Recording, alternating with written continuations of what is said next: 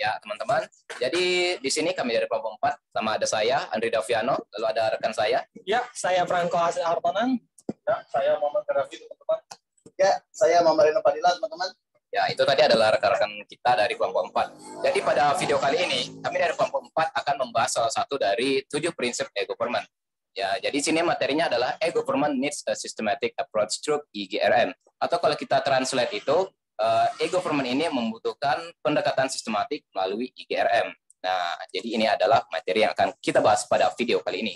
Sebelum ke materinya, kita melihat dulu konten yang ada dalam video kali ini. Pertama, apa itu IGRM? Kita harus tahu dulu ya apa itu IGRM. Lalu kedua, mengapa harus IGRM? Kita harus tahu mengapa membutuhkan IGRM ini.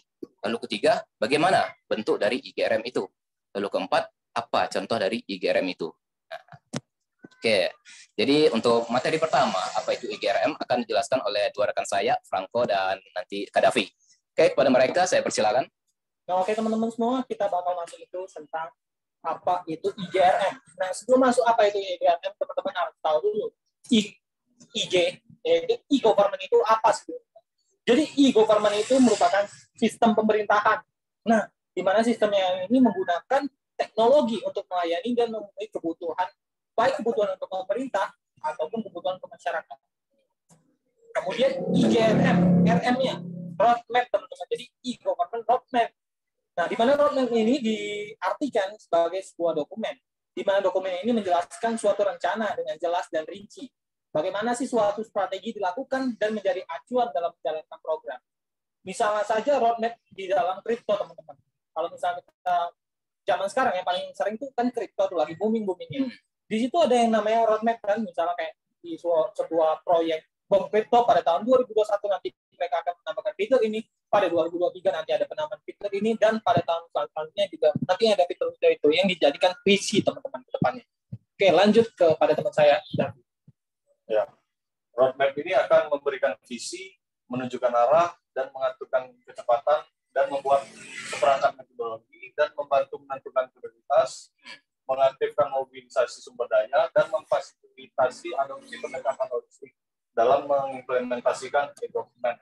Oke, ya, jadi tadi itu adalah sedikit pengertian ya mengenai e-government dan roadmap. Dan kalau disatukan jadi IGRM atau e-government roadmap-nya. Nah, setelah tahu, selanjutnya kita akan ke bagian kedua, mengapa harus e-government roadmap. Oke, pada bagian ini akan dijelaskan oleh Reno Padilla. Kenapa kita harus menggunakan IGRM? Itu ada 5 ya teman-teman. Yang pertama, untuk menyelesaikan upaya efektif sepanjang prioritas pembangunan negara. Dan kedua, untuk memastikan pendekatan sistematis dalam implementasi. Yang ketiga, untuk memastikan pemanfaatan sumber daya yang akan optimal. Keempat, untuk beralih dari pendekatan yang dipimpin oleh juara ke pendekatan yang dilembagakan oleh EGOV. Dan yang terakhir, yang kelima, untuk mencapai tingkat kepuasan yang tinggi. Oke, jadi tadi itu mengapa kita harus menggunakan IGRM. Terus selanjutnya pada bagian ketiga ini adalah bagaimana bentuk dari IGRM itu tersendiri. Jadi di sini akan langsung saya jelaskan. Oke, slide berikutnya. Nah, di sini ya bisa dilihat ya ada piramida bagaimana bentuk dari IGRM itu. Di sini bisa dilihat dari atas ke bawah, mulai dari vision, strategi, blueprint, program, dan ekosistem. Jadi dalam IGRM itu harus ada visinya terlebih dahulu. Visi ini adalah apa yang akan dilakukan nantinya. Jadi setelah visi dibuat, akan muncul yang namanya strategi. Strategi ini adalah penerapan dari visi yang akan dilaksanakan. Jadi untuk mengimplementasikan strategi ini diperlukan juga yang namanya blueprint. Nah, blueprint ini adalah cetak biru yang akan digunakan untuk tahap selanjutnya, yaitu pada tahap pemrogramannya. Jadi setelah diprogram dari blueprint itu, program itu akan diimplementasikan ke dalam ekosistem. Nah, ekosistem apa? Ya, ekosistem e-government. Jadi inilah bagaimana bentuk dari e-government roadmap itu. Oke, jadi itu adalah bagaimana bentuknya. Selanjutnya kita akan ke bagaimana contoh dari IGRM ini. Oke, pada contoh kali ini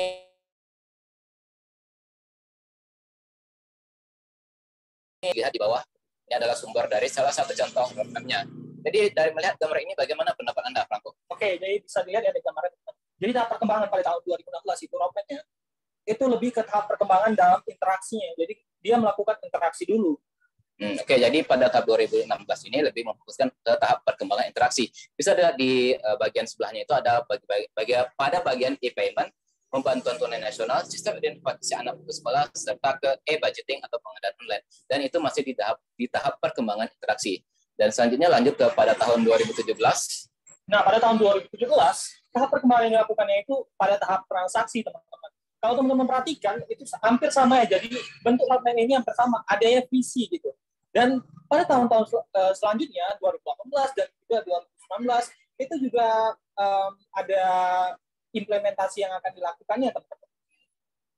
Oke, jadi dilihat dari bentuk ini, jadi yang namanya IGRM itu, e-government roadmap, bisa dilihat ya, ini adalah roadmap jalan petanya dari tahun 2016 ke 2019 dengan berbagai tahap perkembangan yang ada.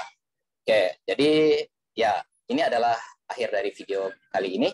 Sebelum kita tutup, kita simpulkan dulu apa yang bisa kita dapat dari IGRM ini. Kira-kira apa kesimpulan kita, Franco? Baik, dari kesimpulan yang bisa kita ambil, IGRM ini sangat mendukung yang namanya e-government, teman-teman. Jadi memang e-government itu membutuhkan IGRM agar kita mempunyai visi ke depannya, apa yang harus kita lakukan, selanjutnya kita harus melakukan apa, dan juga nantinya kita bakal terarah gitu ya, karena sudah mempunyai sebuah roadmap atau jalan. Itu kesimpulan yang dapat kami ambil. Ya, oke. Jadi itulah yang bisa kami sampaikan dalam video presentasi kali ini. Jadi ya sekali lagi kami dari kelompok 4, jika ada salah kami mohon maaf, dan semoga video kali ini bermanfaat untuk kita semua. Ya, kami akhiri. Wabillahi taufik wal hidayah. Wassalamualaikum warahmatullahi wabarakatuh.